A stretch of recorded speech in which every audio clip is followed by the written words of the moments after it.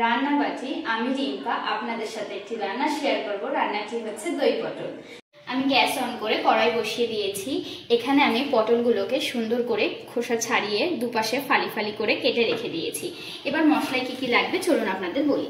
মশলায় লাগবে আদা বাটা, কাঁচা লঙ্কা চেরা, জিরের গুঁড়ো, লঙ্কার গুঁড়ো, হলুদ গুঁড়ো, এখানে আছে কাজু বাটা, এখানে আছে পোস্ত বাটা, এখানে আছে টক দই, এখানে আছে কাঁচা লঙ্কা বাটা, এখানে নুন, ঘি, কালো জিরে এবং কি সর্ষের তেল।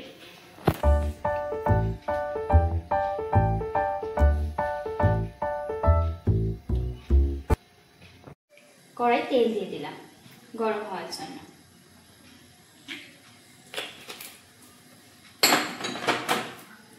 এবার কেটে রাখা পটলে পরিমাণ মতন হলুদ,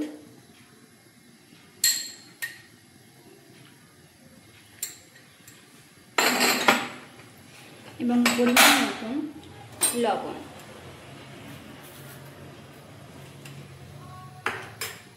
দিয়ে ভালো করে মাখিয়ে নেব।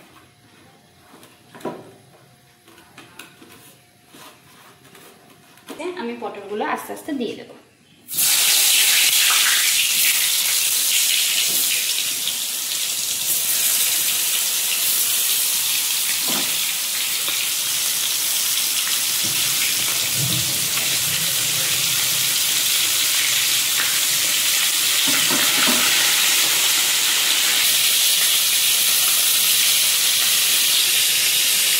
পটলগুলো আমার ভাজা হয়ে গেছে। এবার পটলগুলো আমি এক এক করে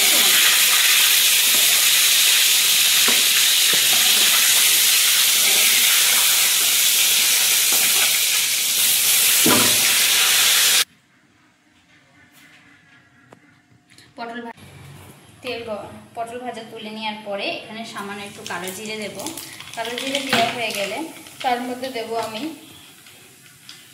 1 চামচ কাঁচা লঙ্কা বাটা, 2 চামচ কাঁচা লঙ্কা বাটা, তারপরে দেব 1 চামচ আদা বাটা, তারপরে দেবো 1 চামচ দেবেন জিরে গুঁড়ো দিয়ে ভালো করে একটু ভাজা ভাজা করে নেব।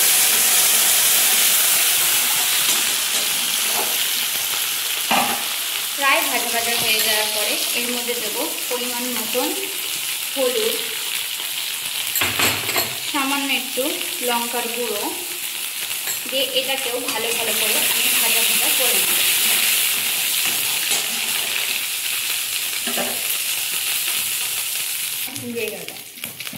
এর মধ্যে এবার দেব 1 চামচ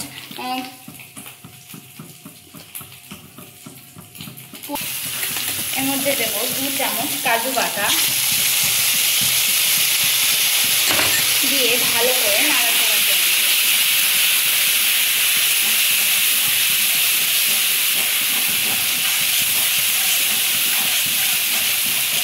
নিয়ে সামান্য একটু জল দিয়ে ভালো করে কষিয়ে নেব।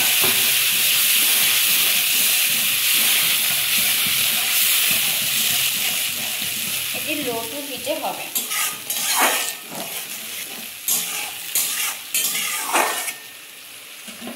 এখন পরিমাণ মতন লবণ দিয়ে দেব।